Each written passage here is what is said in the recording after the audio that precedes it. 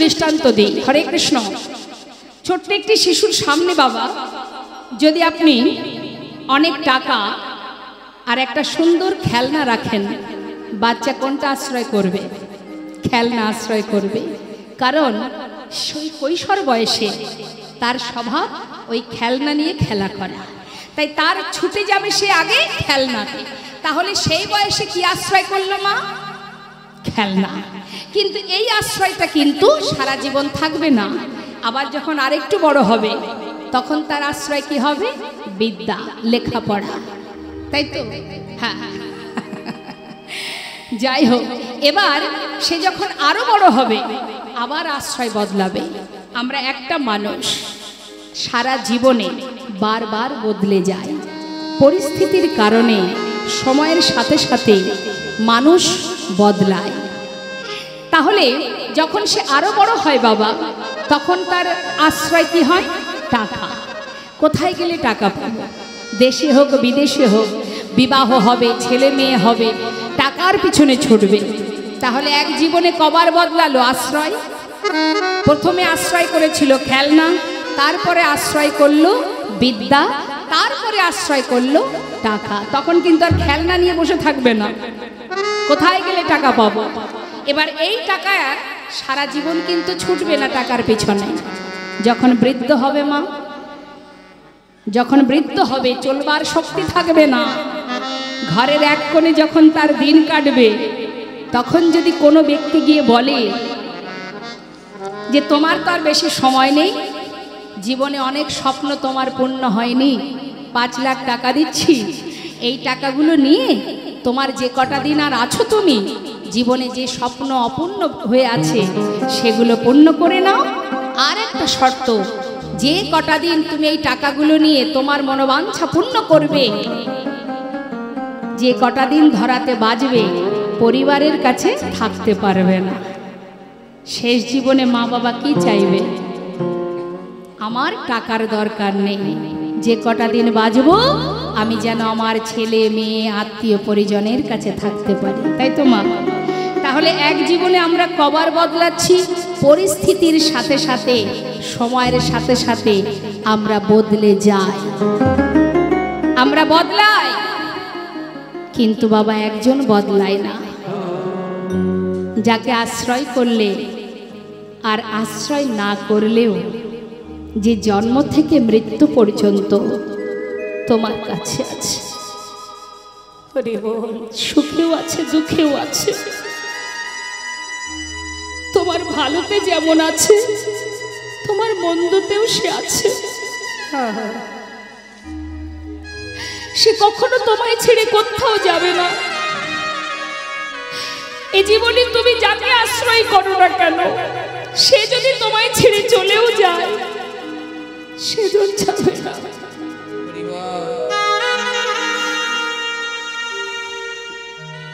মহাভারতে ভগবান কৃষ্ণকে যখন মাতা গান্ধারী অভিশাপ দিয়েছিলেন, তখন ভগবান কৃষ্ণ বলেছিলেন তোমরা শান্ত হও, মাকে বলতে দাও। কুরুক্ষেত্রের জয়ের আনন্দ যেমন পেয়েছি আমি, তেমন পরাজয়ের যন্ত্রণাও আমি পেয়েছি। সকল মায়ের আশীর্বাদ যেমন পেয়েছি, তেমন সকল মায়ের অভিশাপ আমি গ্রহণ করতে চাই। তোমরা মাকে বাধা দিও না, তিনি যেটা বলছেন বলতে দাও। মাতা গান্ধারী বলেছিলেন কুরুবংশ যেমন ধ্বংস হয়ে গেছে, তোমার যদুবংশ ধ্বংস হয়ে যাবে, একটা দ্বীপও বেঁচে থাকবে না, তোমারও মৃত্যু হবে একটি ব্যাধের হাতে। মায়ের অভিশাপ আশীর্বাদ স্বরূপ ভগবান মাথায় তুলে নিয়েছিলেন। তাই জগতে একজনই আছে মা, শুধু দেখার নয়ন দিয়ে একবার দেখো, দিব্য জ্ঞান দিব্য দৃষ্টি দিয়ে চেয়ে দেখো, তোমার পাশে কেউ না থাকলেও সদা সর্বদাই একজন আছে। তুমি শুধু একবার ডেকে দেখো, ডাকলেই তাকে খুঁজে পাবে। ডাকার মতো ডাকতে শেখো। কখনো ভাববে না যে আমার কেউ নেই। তার প্রমাণ যখন দ্রৌপদীর বস্ত্রহরণ হয়, সেখানে আপনজন সবাই ছিলেন, ছিল তো মা, সবই তো তার ঘরেরই জন, ঘরেরই মানুষ। 5 জন স্বামী, এক নয় 5 স্বামী ছিলেন, গুরুজন ছিলেন। বলুন তো, মাতা দ্রৌপদীর সম্মানকে রক্ষা করার জন্য কেউ এসেছিল? তাহলে বাবা, যাদেরকে আপনি আপন ভাবছেন, তারা যে আপনার আপন কি করে হবে সেটা মহাভারত প্রমাণ দিয়ে গেলেন। একমাত্র তাকে রক্ষা কে করেছিল? মা। বিপদ ভঞ্জন মধুসূদন। নিতাই গৌর হরিবোল হরিবোল। তাই তোমার কেউ না থাকলেও কেউ আছে, এটা তুমি সর্বদাই ভাববে। তাই আজ দেখুন, সেই গোবিন্দ ঘোষ বলে উঠলেন, হে প্রভু, আমি এসেছি, আমার নাম গোবিন্দ ঘোষ, আমি তোমার সঙ্গী হতে চাই। গৌরহরি একটু মৃদু হাসলেন বাবা, মৃদু হেসে বললেন, তুমি আমার সঙ্গী হবে? যারা আমার সঙ্গী হয় তাদের সারা জীবন কষ্ট পেতে হয়, তার থেকে ঘরের ছেলে ঘরে ফিরে যাও, সেই ভালো। গোবিন্দ ঘোষ বলে উঠলেন, প্রভু, তোমার সঙ্গী হব এটাই যথেষ্ট। আর কষ্ট আসুক আর সুখ আসুক, আমার কোনো দেখার দরকার নেই। ভক্ত, কঠিন ভক্ত, সে প্রতিজ্ঞা করলো, যেমনই আসুক আমার জীবনে, দুঃখ হোক সুখ হোক যাই হোক, আমি তোমার সঙ্গী, ব্যাস, আর কিছু জানতে চাই না। বলো প্রভু, তুমি কি আমাকে তোমার সঙ্গী করে নেবে? বেশ, আজ থেকে তুমি আমার সঙ্গী। শোনো গোবিন্দ, আজই আমরা নীলাচল ছেড়ে কয়েকদিনের জন্য তীর্থে যাব, তুমি কি যাবে? হ্যাঁ প্রভু। তাহলে চলো। এখন ভক্তগণকে সাথে করে নিয়ে প্রভু আমার নীলাচল ছেড়ে চললেন তীর্থ ভ্রমণে। হরিবোল হরিবোল। তো যাচ্ছে মা, গৌর হরি বলছে, ভক্ত, নীলাচল থেকে যাত্রা করেছি, নানা তীর্থ ঘুরবো, মুখে কৃষ্ণ নাম করো। ভক্তগণ বলে উঠলেন, আমরা কৃষ্ণ নাম করব না। সে কি? আপনারা যখন তীর্থে যান মুখে কি করেন? ভগবানের নাম করেন তো, হ্যাঁ? কিন্তু ভক্তগণ বললেন, প্রভু আমরা কৃষ্ণ নাম গাইব না। সে কি? তাহলে কি করবে?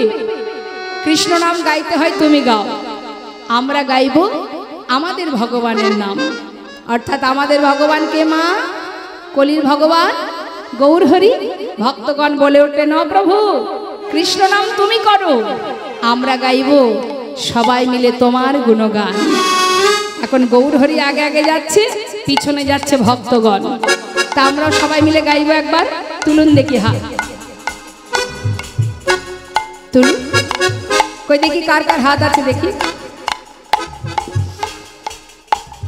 গৌর হরি বল বল, গৌর হরি বল, গৌর হরি বল বল, গৌর হরি বল, গৌর হরি বল বল, গৌর হরি বল,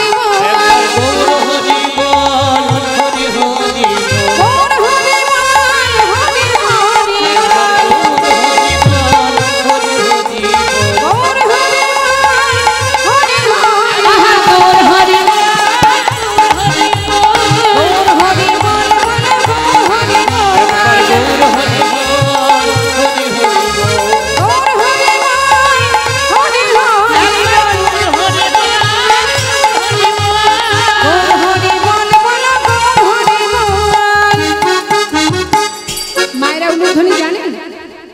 জানেন উলুধ্বনি? শোনান তো দেখি।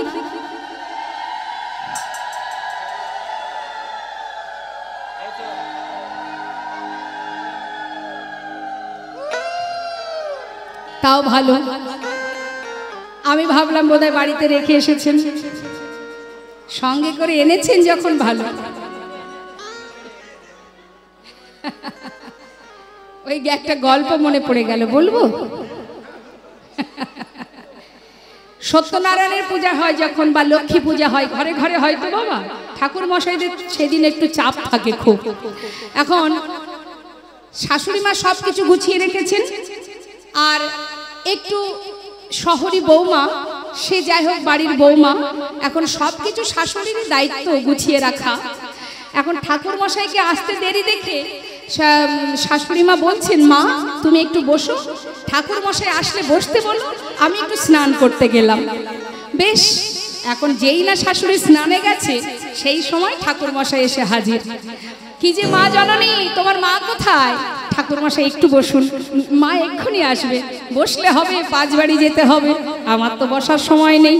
তুমি এক কাজ করো, সবই তো গোছানো আছে, আমি পূজায় বসি, তুমি একটু হাতে হাতে আমাকে সব কিছু একটু এগিয়ে দাও। বেশ তাই হবে। ঠাকুর মশাই বসে গেছে পূজায়। একে একে এবার চাইছে মা ঘন্টা দাও, প্রদীপ দাও, শঙ্খ দাও, যা যা চাইছে সবই দিচ্ছে। এবার পূজায় বসে আরতি শুরু করে দিয়েছে। মা উলুধ্বনি দাও, যেই বলেছে উলুধ্বনি দাও, বলছে ঠাকুর মশাই আপনি বসুন, আমি দেখছি কোথায় আছে। চারিদিকে খোঁজা শুরু করে দিয়েছে মা। ঘরের মধ্যে গিয়ে, আলমারির মধ্যে, খাটের তলায়, এদিক ওদিক সেদিক কোণে, উলুধ্বনি কোথাও পাওয়া যাচ্ছে না। মনে মনে রাগ হচ্ছে যে মা সব কিছু এক জায়গায় রেখেছে, উলুধ্বনিটা কেন অন্য কোথাও রেখেছে? একই জায়গায় রাখতে পারতো, কোথায় যে রাখলো? ঘরের মধ্যে খুঁজছে। এমন সময় শাশুড়ি মা ঘরে ঢুকে দেখছে বৌমা পাগলের মতো ঘুরছে। কি হয়েছে মা? বলছে, মা আপনি সব কিছু এক জায়গায় রেখেছেন, উলুধ্বনিটা আপনি কোথায় রেখেছেন? শাশুড়ি মাথায় হাত, কি সর্বনাশ, কি বিপদ, কি বিপদ। আগে থেকে যদি না জানা থাকে সময় মতো কি পাওয়া যায়? হ্যাঁ, আরে বাবা, উলুধ্বনি তার আলাদা কোনো বস্তু নয়, সে তো যার যার বদনে থাকে। নিতাই গৌর হরি বল। আমি ভাবলাম বোধহয় সেই রকমই বোধহয় আপনারাও বাড়ি রেখে এসেছিলেন, কাছে করে এনেছেন, তাহলে জানা আছে উলুধ্বনি। হ্যাঁ, নিতাই গৌর হরি বল, হরি বল। উলুধ্বনি করলে রাধা গোবিন্দের যুগল ধ্বনি হয়ে যায়। কারণ এই যে উ আর লু দুটো অক্ষর, এর মধ্যে কারা থাকে জানেন?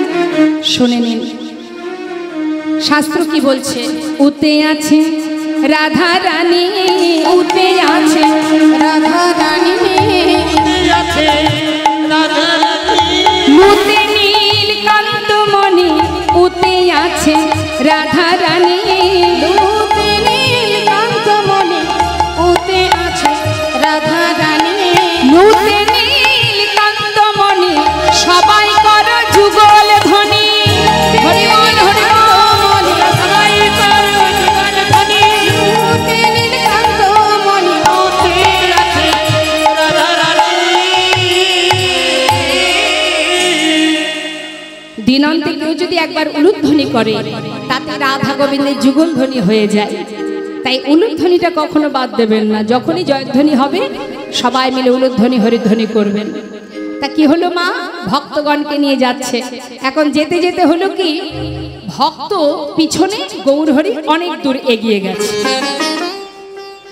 গৌরহরি আগে আগে যাচ্ছে, ভক্তরা পিছনে পড়ে গেছে, বেশ কিছুটা দূরত্ব হয়ে গেছে। এক ভক্ত বলছে, হায় হায় প্রভু, যদি আগে আগে চলে যায়, আমরা তো ঠিকঠাক রাস্তাঘাট চিনি না, যদি পথ ভুলে যায়।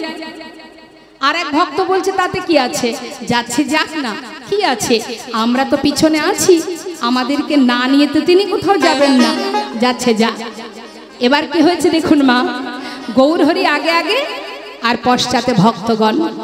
কিছুটা পথ যাবার পর গৌরহরি কণ্ঠটা শুকিয়ে গেছে, পিপাসা পেয়েছে। এখন তৃষ্ণার্ত প্রভু আমার পথে যাচ্ছে আর বলছে, হে কৃষ্ণ, কোথাও যদি একটু জল পেতাম, একটু তৃষ্ণা নিবারণ করতাম। ভাবতে ভাবতে যাচ্ছে, হঠাৎ দেখছে এক গোয়ালা কাঁধে করে বাঁক নিয়ে, বাঁকের শিখায় ঘোলের ভাণ্ড সাজিয়ে নিয়ে আসছে। ভালো ঘোল আছে। ও গোয়ালা, বলুন বলুন। ঘোল আছে? আছে গো। এদিকে এসো, এদিকে এসো। গৌরহরি মনে মনে ভাবছে, মা কৃষ্ণ কেমন কৃপাময়, আমি ঘোল চেয়েছি, আহা জল চেয়েছি, আমার জন্য ঘোল পাঠিয়ে দিয়েছি। এদিকে এসো।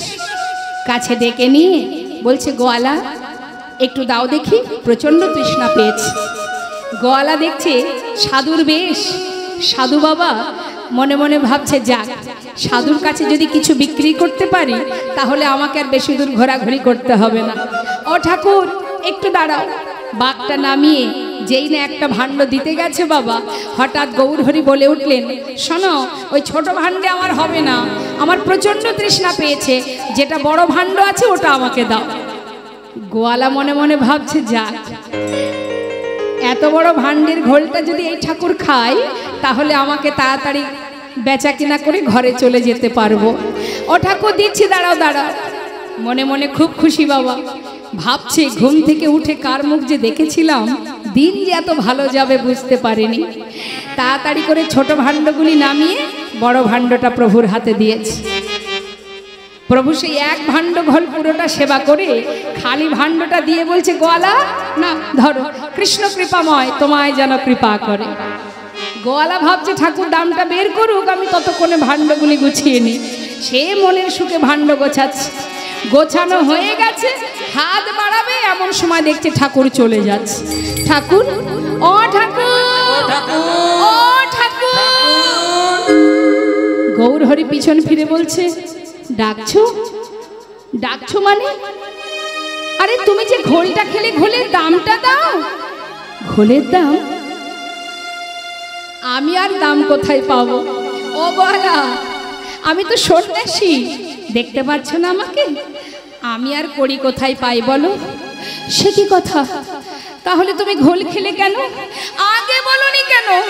আমি তোমাকে ঘোল দিতাম না, তাও কিনা আবার বড় ভাণ্ডের ঘোল। এখন কিনা বলে দাম নাই। অত শত জানি না, আগে ঘোলের দাম দেবে তারপরে যাবে। পথের ধারে বসে গোয়ালা কপাল চাপড়িয়ে কাঁদছে। প্রভু মনে মনে চিন্তা করলেন, ভক্ত অর্থের জন্য কাঁদছে, এক পা দু পা করে পাশে এসে দাঁড়িয়েছে। ভক্ত, তোমার ঘোলের দাম চাই, এই তো? ঠিক আছে, ভেবো না। শোনো, আমি তো সন্ন্যাসী, আমার কাছে কিছু নেই, পিছনে আমার অনেক ভক্ত আসছে, ওদেরকে বলো, ওরা তোমাকে ঘোলের দাম দিয়ে যাবে। বেশ। প্রভু চলে গেলেন মা। গোয়ালা কিন্তু অপেক্ষায় আছে, কখন তারা আসবে ঘোলের দামটা নেবে। আর এদিকে পিছনে কারা আসছে? ভক্তরা। তারা তো আর জানে না যে প্রভু পথের মাঝখানে কাণ্ড ঘটিয়ে বসে আছে। তারা মনের আনন্দে প্রভুকে স্মরণ করতে করতে সবাই মিলে পিছন পিছনে আসছে, গাইতে গাইতে আসছে। মন লাগুরে, মন লাগুরে, মন লাগুরে, মন লাগুরে, মন লাগুরে, মন লাগুরে, মন লাগুরে, লাগুরে, লাগুরে, হ্যাঁ মন লাগুরে।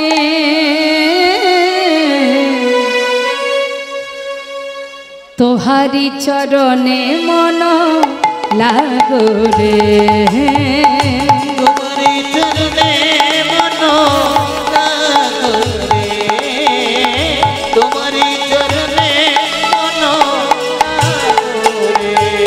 মন লাগুরে,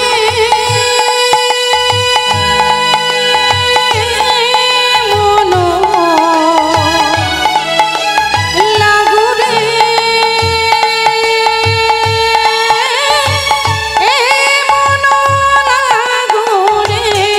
মন লাগুরে, মন লাগুরে, লাগুরে, লাগুরে, লাগুরে, মন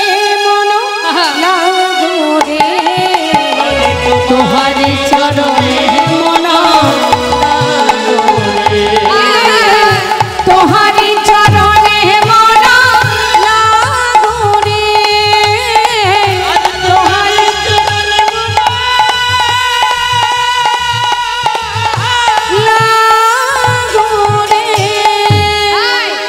বন্ধ করো। কে বললেন? ওই যে গোয়ালা বসে আছে। দল বেঁধে সবাইকে আসতে দেখে বলে উঠলেন, বন্ধ করো। ভক্তগণ সবাই থমকে দাঁড়িয়েছে। কি ব্যাপার? কি চাই তোমার? দেখো অনেকক্ষণ দাঁড়িয়ে আছি, ঘোলের দামটা দাও তো দেখি, আমি যাই। ঘোলের দাম? তোমার ঘোল তো আমরা কেউ খাইনি। খাইনি মানে? তোমাদের সঙ্গের সঙ্গী ঘোল খেয়ে বলে কিনা দাম নাই। দেখি দাও তো বাপু, আমি তাড়াতাড়ি যাই। আরে বাবা, কে খেয়েছে তোমার ঘোল? আগে বলো কে খেয়েছে। গলা বলছে আমি তাকে চিনি না। চেনো না? কে? এই ঘোল খেয়েছো? এই খেয়েছো? এই ঘোল খেয়েছো? ওমা, আপনারা ঘোল খেয়েছেন নাকি? খেয়েছেন ঘোল? খেয়েছেন? বলছে হ্যাঁ খেয়েছি। খেয়েছেন তো দাম দেননি কেন? খাননি? আচ্ছা দেখো কাণ্ড, কেউ যদি ঘোল না খায়, শুধু শুধু কেউ ঘোলের দাম দেবে? গোয়ালা বলছে বললাম তো তোমাদের সঙ্গের সঙ্গী। হ্যাঁ না না, সেটা একটু একটু বলতে পারবো। শুনবে, এইরকম মানুষ আমি আগে কখনো দেখিনি। কি অপূর্ব দেখতে তার। নবীন যৌবন, আমার গৌরহরি রূপ বর্ণনা করছে। কি বলছে? নবীন যৌবন। প্রভু যখন সন্ন্যাসী হন বয়স তখন 24 বছর, তাই বলছে নবীন যৌবন। আচ্ছা, আর গায়ের রং কেমন জানো? গলিত কাঞ্চন,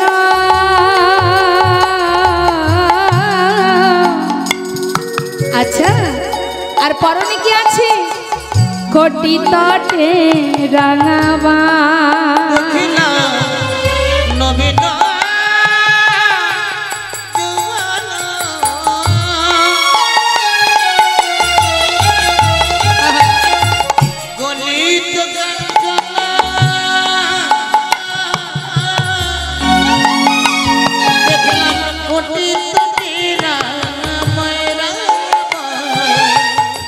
সে যে কি অপরূপ রূপ মাধুরী,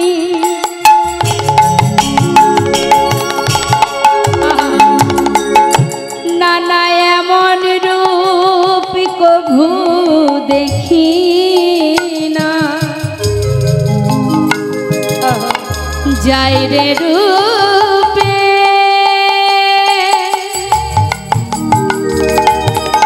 যাই রে রূপে,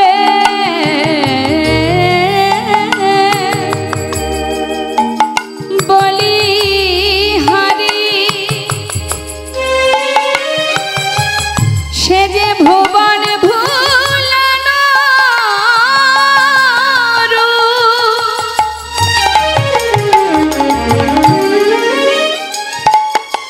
কি বলব সে রূপের কথা।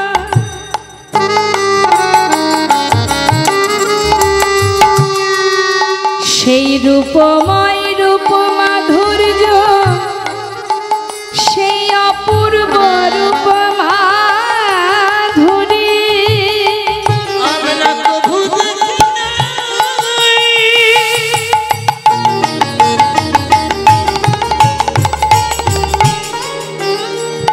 এমন রূপের মানুষ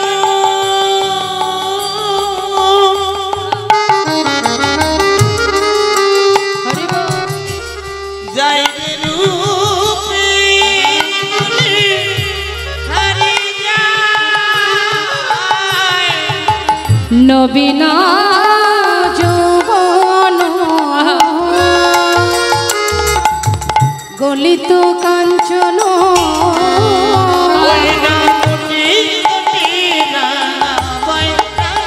আবার কৃষ্ণ বলিয়া দুবাহু তুলিয়া, কৃষ্ণ বলিয়া দুবাহু তুলিয়া, নাচিয়া নাচিয়া যায়, নাচিয়া নাচিয়া যায়।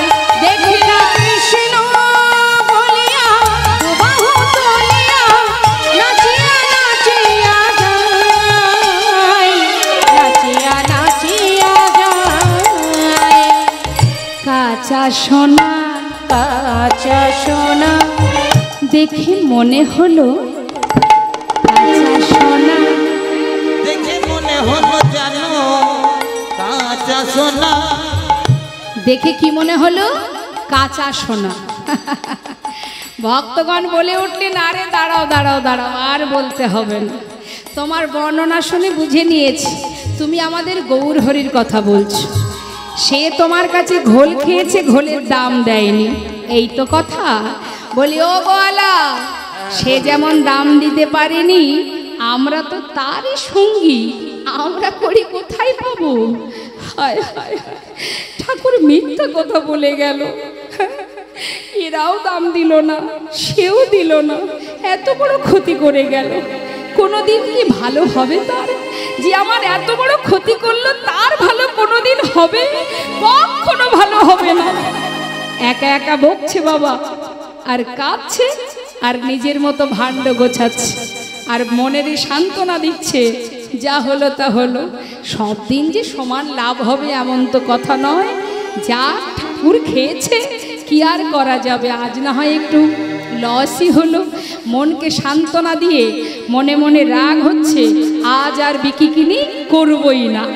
ভাণ্ডটা গুছিয়ে নিয়ে যেই না বাঘটা কাঁধে তুলতে যাবে মা, হঠাৎ দেখছে বেজায় ভারী। এত ভারী কেন? সবচেয়ে বড় ভাণ্ডের ঘোল খেয়েছে ঠাকুর, আমার বাপ তো হালকা হয়ে যাবে। কি ব্যাপার দেখি তো। যেই না ভাণ্ডগুলি নামিয়েছে, ছোট ভাণ্ডগুলি বড় ভাণ্ডটি যেটার ঘোল প্রভু সেবা করেছে, সেই ভাণ্ডের দিকে লক্ষ্য দিয়ে দেখছে কানায় কানায় পরিপূর্ণ স্বর্ণ মুদ্রা। বাঘ ফেলে রেখে ছুটতে ছুটতে যাচ্ছে গৌর হরি।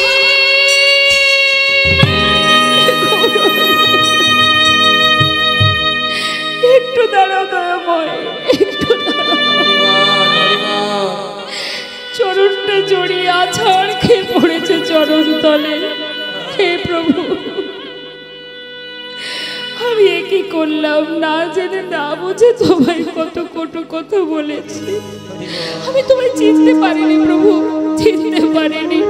আমাকে ক্ষমা করে দাও, আমার অপরাধ ক্ষমা করো দয়াময়, ক্ষমা করো। গৌর হরি বলছে, গোয়ালা, জীবনের অনেক সময় চলে গেল অর্থের পিছনে, আর তো বেশি সময় নেই।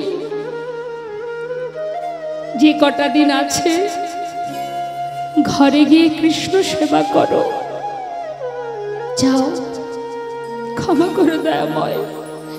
কৃপায় যদি করবে, তবে এইভাবে কেন করলে? না জেনে না বুঝে কত কটু কথা বলেছি তোমায়, আমায় ক্ষমা করে দাও। শান্ত হও গোয়ালা, তোমায় আশীর্বাদ দিলাম, যে কটা দিন সময় আছে ঘরে গিয়ে কৃষ্ণ নাম করো, কৃষ্ণ ভজন করো। গোয়ালাকে বিদায় দিলেন প্রভু। বিদায় দিয়ে ভক্তগণকে নিয়ে গৌরহরি এসে পৌঁছালেন। কোথা থেকে যাত্রা করেছে মা? পুরী ধাম থেকে। এসে পৌঁছালেন কোথায়? নবদ্বীপ, নদিয়ার নবদ্বীপের পাশে। সে জায়গাটি কোথায়? নানা গ্রামে ঘুরি করা আইলা পূর্বস্থলে। নানা গ্রামে ঘুরি করা আইলা পূর্বস্থলে।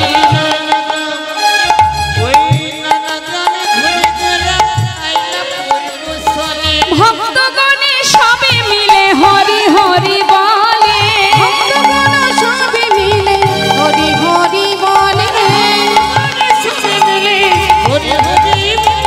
আনন্দ আর ধরে না, তাদের আনন্দ আর ধরে না, আনন্দ আর ধরে না, তাদের আনন্দ আর ধরে না। সবাই হরি হরি হরি বলে, আনন্দ আর ধরে না।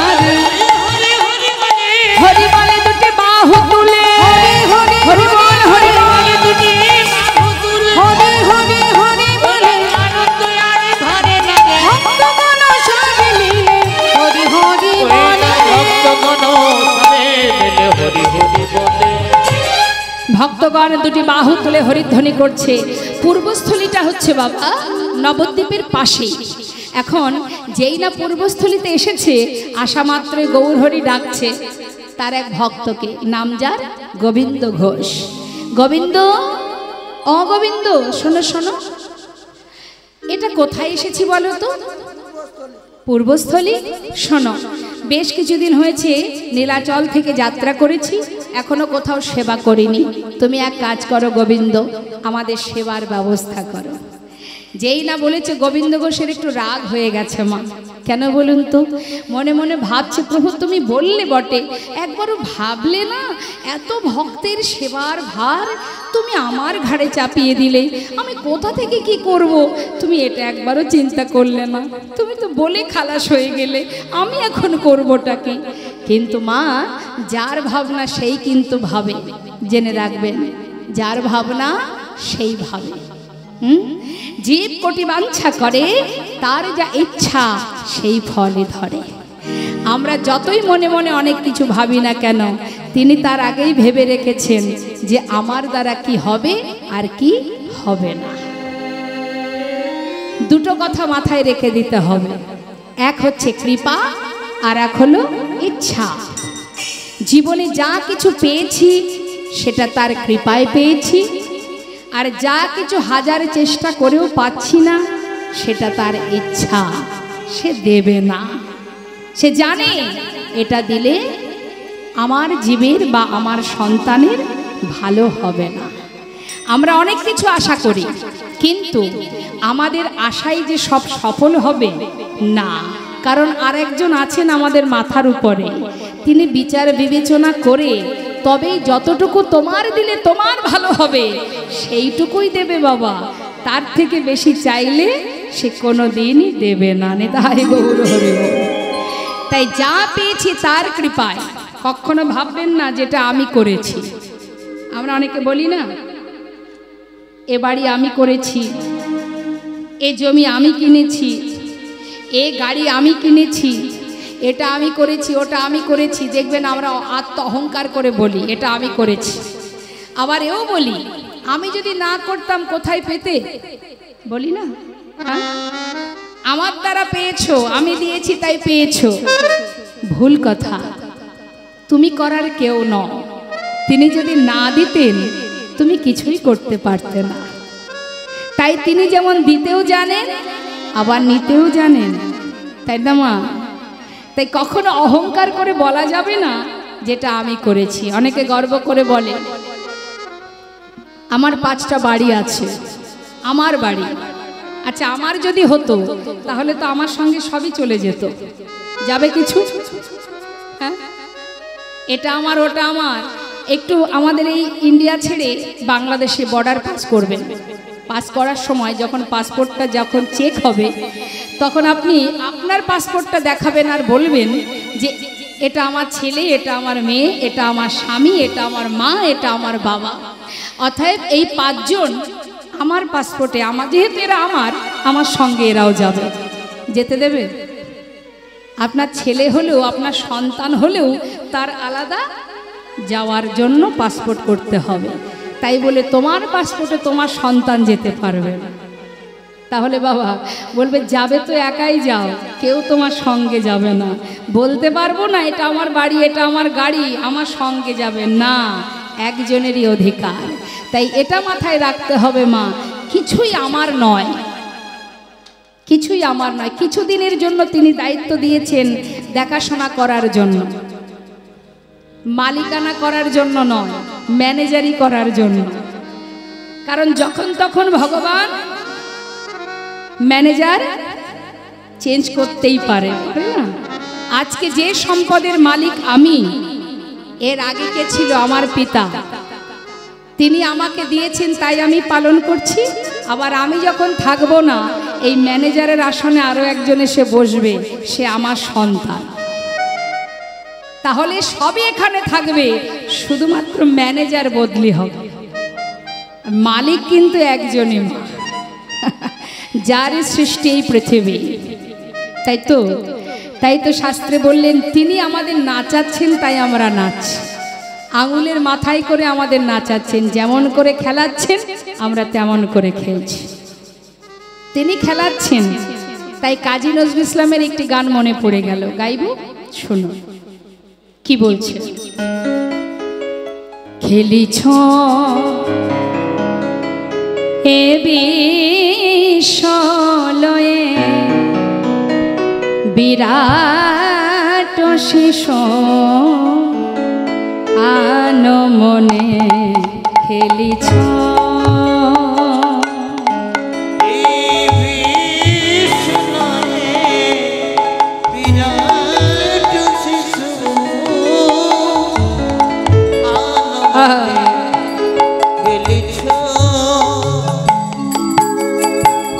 প্রলয় সৃষ্টি তব পুতুল খেলা নিরজনে প্রভু নিরজনে খেলিছ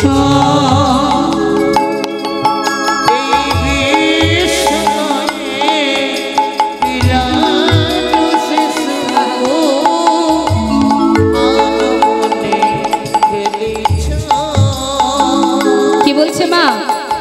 প্রলয় সৃষ্টি তব পুতুল খেলা, কখনো সৃষ্টি করছে কখনো প্রলয় করছে। দেখতে পাচ্ছেন তো, বর্তমান সমাজের দিকে তাকালেই বুঝতে পারবেন। তার কাছে পুতুল খেলার মতো। কিছুদিন আগেই বিমান দুর্ঘটনায় কত মানুষ চলে গেল। হ্যাঁ, ইচ্ছা মতো খেলছেন তিনি। যতই আমরা যাই করি না কেন, তার খেলার খেলনা মাত্র আমরা। তা তিনি কোথায় বসে খেলছেন মা? নিরজনে, আমাদের ধরা ছোঁয়ার বাইরে, নাগাল পাবে না। কি বলছে? শূন্যে মহা আকাশে তুমি মগ্ন লীলা বিলাসে, শূন্যে মহা আকাশে তুমি মগ্ন লীলা বিলাসে, শূন্যে মহা আকাশে তুমি মগ্ন লীলা বিলাসে, ভাঙিছ গড়িছ নীতি ক্ষণে ক্ষণে নিরজনে প্রভু নিরজনে খেলেছ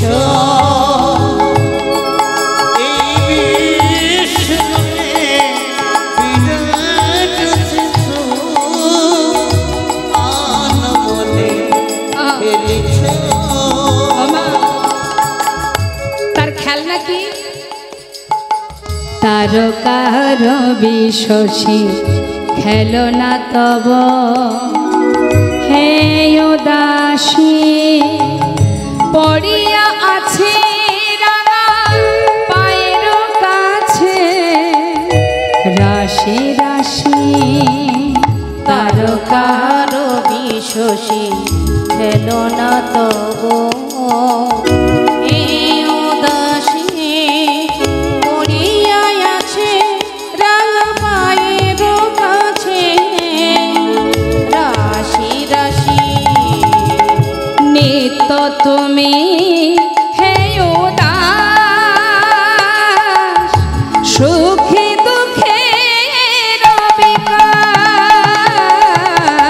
নিত্য তুমি হে উদাস, সুখে দুঃখে অবিকার, নিত্য তুমি হে উদাস, সুখে দুঃখে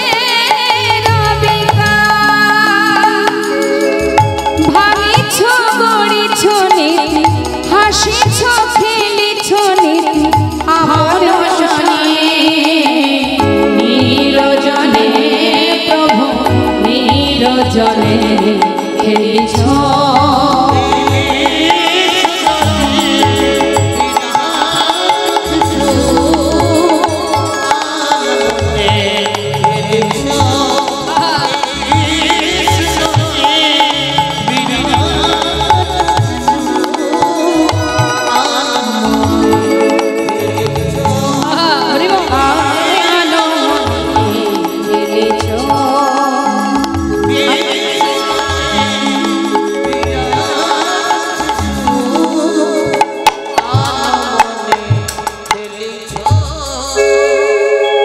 তাহলে মা, আমরা শুধু খেলছি মাত্র, তো যখনই গোবিন্দ ঘোষ মনে মনে দুঃখ প্রকাশ করছে যে আমি কি করে কি করব, এত ভক্তের সেবার ব্যবস্থা, কিন্তু প্রভু যখনই পূর্বস্থলিতে এলেন সেই খবর চলে গেল নদিয়ায়।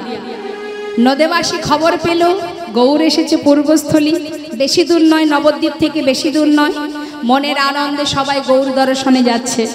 কাছাকাছি যদি গৌর আসে কেউ কি থাকতে পারে? সবাই পাগলের ন্যায় যাচ্ছে গৌর দর্শনে, কিন্তু খালি হাতে তো কেউ যাচ্ছে না মা। প্রভুকে যারা ভালোবাসে তাদের যেমন সামর্থ্য কিছু না কিছু সাথে করে নিয়ে যাচ্ছে। অগণিত ভক্তগণ আসছে, তাদেরকে দর্শন করে গৌর হরি বলছি, গোবিন্দ এদিকে এসো, দেখো নদিয়া থেকে অগণিত ভক্ত আসছে আমাকে দেখবার জন্য, কিন্তু কেউ খালি হাতে নয়, ভালো করে চেয়ে দেখো। আর চিন্তা নেই, বড় চিন্তায় পড়েছিলে কি করে কি হবে, তাহলে যাও সবার হাত থেকে সেবার বস্তুগুলো নিয়ে এবার রন্ধন করো। যেই বলেছে রন্ধন করো, আর দেরি না করে গোবিন্দ ঘোষ সবার হাত থেকে সেবার বস্তুগুলো একত্রিত করে রান্না বসালেন। রান্না হলো মা, রান্নার পর প্রভুর সেবা হলো। প্রভুর সেবার পর এবার প্রভু আমার গোবিন্দ ঘোষের সামনে হাত বাড়ালেন। গোবিন্দ, সবে মিলে মহাপ্রভুর মধ্যাহ্ন পারাইলা, মিলে মহাপ্রভু মধ্যাহ্নে পারাইলা, সবে মিলে গোবিন্দ মুখশুদ্ধি লাগি প্রভু কর বাড়াইলা, মুখশুদ্ধি লাগি প্রভু করে বাড়াইলা,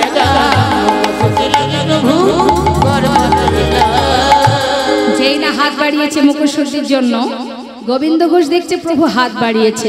কি ব্যাপার প্রভু, হাত বাড়ালে যে কি চাই তোমার? জানো না সেবার পরে কি দিতে হয়? জানি না প্রভু, তুমি বলে দাও। ও গোবিন্দ, আমার যে একটু মুখশুদ্ধি চাই। এই কথা, ঠিক আছে প্রভু, তুমি অপেক্ষা করো, আমি এক্ষুনি গ্রাম থেকে ভিক্ষা করে নিয়ে আসবো। প্রভুকে বসিয়ে রেখে চললেন গোবিন্দ ঘোষ মুখশুদ্ধি ভিক্ষা করতে। কি মুখশুদ্ধি মা? কি খান প্রভু? প্রভুর মুখশুদ্ধি কি বলুন, জানেন? হ্যাঁ, হরিতকি। তো যাচ্ছে গোবিন্দ ঘোষ গ্রামে হরিতকি ভিক্ষা করতে। মুখশুদ্ধি মাগিবার তরে গোবিন্দ চলিল, মুখশুদ্ধি মাগিবার তরে গোবিন্দ চলিল,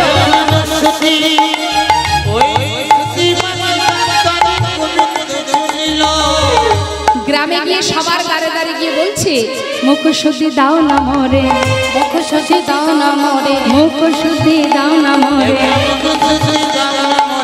মহাপ্রভুর সেবার তরে মুখশুদ্ধি দাও না মোরে, মহাপ্রভুর সেবার তরে মুখশুদ্ধি দাও না মোরে, দুইটি হরিতকি মাগিয়া লইল,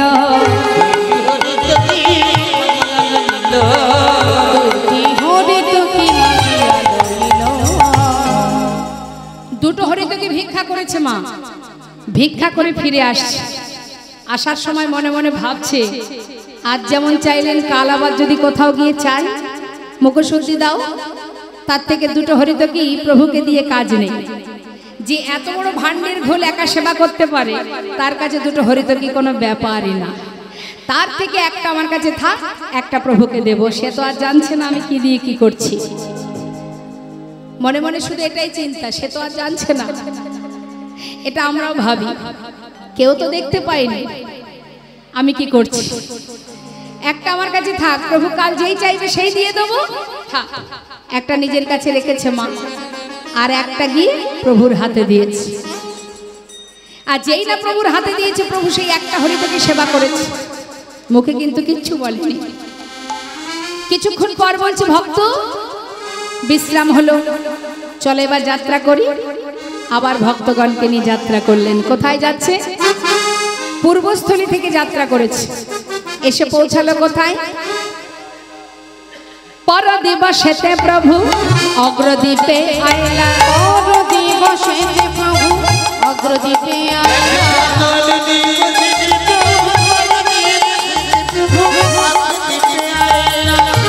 ও গোবিন্দ এদিকে এসো।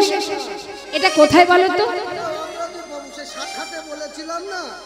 আচ্ছা আচ্ছা, ও এখানেই তোমার বাসস্থান। হ্যাঁ হ্যাঁ, বুঝেছি বুঝেছি। সোনা গোবিন্দ, প্রভু তো জানেন বাবা যে তার কাছে একটা হরিতকি সঞ্চয় করা আছে, তাই মনে মনে স্থির করেছেন আর গোবিন্দের সঙ্গ তিনি করবেন না। তাই যেখান থেকে গোবিন্দ গিয়েছিলেন নীলাচলে, মানে অগ্রদ্বীপ থেকে, সেই অগ্রদ্বীপে এসে প্রভু বলে উঠলেন, সোনা গোবিন্দ আর কোথাও যাব না, সেবার ব্যবস্থা করো। সেবার ব্যবস্থা হয়েছে মা। সেবার পর প্রভু আবার মুখশুদ্ধি লাগি প্রভু কর বাড়াইলা, সতী লাগে প্রভু করে বড়াইলা, মুখশুদ্ধি দাও না মোরে, মুখশুদ্ধি দাও না মোরে, মুখশুদ্ধি দাও না মোরে, ভজনের অবশেষে মুখশুদ্ধি দাও না মোরে, ভজনের অবশেষে মুখশুদ্ধি দাও না মোরে, মুখশুদ্ধি লাগি প্রভু, মুখশুদ্ধি লাগে প্রভু করে বড়াইলা। যেই নাম মুখশুদ্ধি চেয়েছে আর গোবিন্দ ঘোষের আনন্দ ধরছে না, কারণ তার কাছে তো গোছানো আছে। ও ঠাকুর, তুমি চাইবে আমি জানতাম, এক্ষুনি দিচ্ছি, দাঁড়াও দাঁড়াও। যেটা নিজের কাছে গুছিয়ে রেখেছিলেন মা, সেটা বাহির করে এই নাও ধরো। যেই বলেছে ধরো, প্রভু বলেন দাঁড়াও গোবিন্দ, কাল যখন মুখশুদ্ধি চেয়েছিলাম চাইবা মাত্র দিতে পারোনি, দিতে বিলম্ব হয়েছিল তোমার। আজ এত তাড়াতাড়ি কোথায় পেলে? আমি তো জানি প্রভু তুমি আর চাইবে, তাই কাল দুটো হরিতকে ভিক্ষা করে একটা আমার কাছে রেখেছিলাম, একটা তোমায় দিয়েছিলাম। আজ তুমি যেই চেয়েছো সেই তো দিলাম। ভালো করিনি প্রভু? বাহ, চমৎকার। গোবিন্দ, এতদিন আমার সঙ্গী হয়ে আমার উপরে নির্ভরশীল হতে পারোনি, তাই তুমি সঞ্চয় করেছ। প্রভু, আমি কি কোনো ভুল করেছি? না, তুমি কোনো ভুল করোনি, ভুল করেছি আমি। তবে কি ভুল করেছি জানো গোবিন্দ? তোমাকে আমার সঙ্গী করে। গৌরহরি, এ তুমি কি বলছো প্রভু? আমি তো তোমার কথা কিছু বুঝতে পারছি না, আমার অপরাধ কি দয়াময়? গোবিন্দ, সন্ন্যাসীর নহে কবু সঞ্চয় বাসনা। যারা সন্ন্যাসী তাদেরকে সঞ্চয় বাসনা থাকতে নেই। তুমি সঞ্চয় করেছ, সর্বস্ব পরিত্যাগ করে আমার সঙ্গী হয়েছ তুমি, কিন্তু আজ দেখছি সঞ্চয় বাসনা তোমার মন থেকে এখনো যায়নি, তাই তুমি সঞ্চয়ী। আর শোনো গোবিন্দ, আমি কোনো সঞ্চয় বৃত্তি মানুষের সঙ্গ করি না, তাই আমি মনে করি আজ থেকে তোমার মুখ দর্শন করা আমার উচিত নয়। আজই আমি তোমাকে ত্যাগ করে তোমাকে ছেড়ে চলে যাব। আজ থেকে আমি তোমায় ত্যাগ করলাম। না না দয়াময়, এ কথা তুমি বলতে পারো না প্রভু। আমি মানছি আমি অপরাধ করেছি, আমি সঞ্চয় করেছি, কিন্তু গৌরহরি, আমি তো আমার জন্য করিনি, আমি তো তোমার জন্য সঞ্চয় করেছিলাম। এতে যদি অপরাধ হয় তুমি আমাকে মারো, তোমার মনে যা চাই বলো, কিন্তু ফেলে চলে যেও না। আমি তোমায় ছেড়ে থাকতে পারবো না গৌরহরি। ছুটে গিয়ে চরণটা বুকের মধ্যে জড়িয়ে ধরেছি। আমি তোমায় ছাড়বো না প্রভু। কি নিয়ে বাঁচবো বলো? হে দয়াময়, জীবনে সর্বস্ব পরিত্যাগ করে তোমার সঙ্গী হয়েছি, আমাকে তোমার চরণ ছাড়া করো না প্রভু, আমাকে চরণ ছাড়া করো না। চরণটা জড়িয়ে ধরে কাঁদছি। তুমি পতি পাবন হরি হে, তুমি যেও না চলে, কৃপা করে দয়াল হরি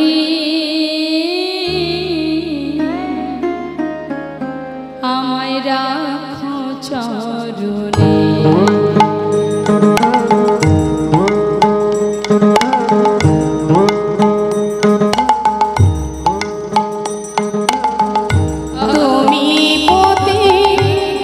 পাবন হরি হে,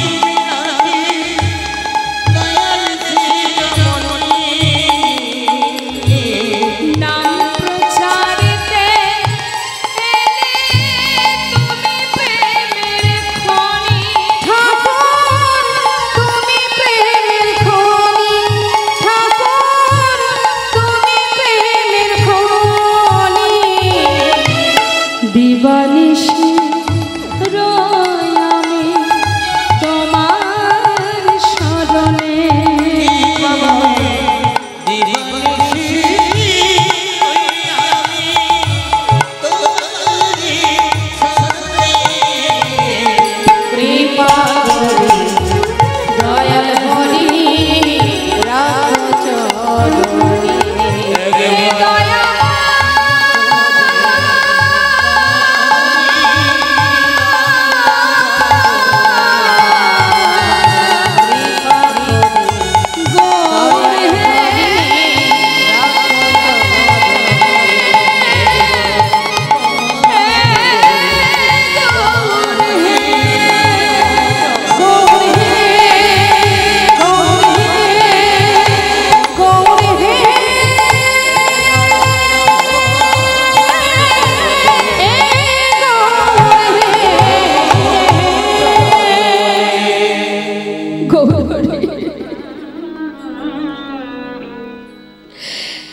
তুমি চলে গেলে দয়াময়।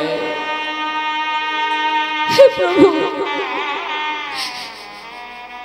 আমি তো তোমার জন্য সঞ্চয় করেছিলাম,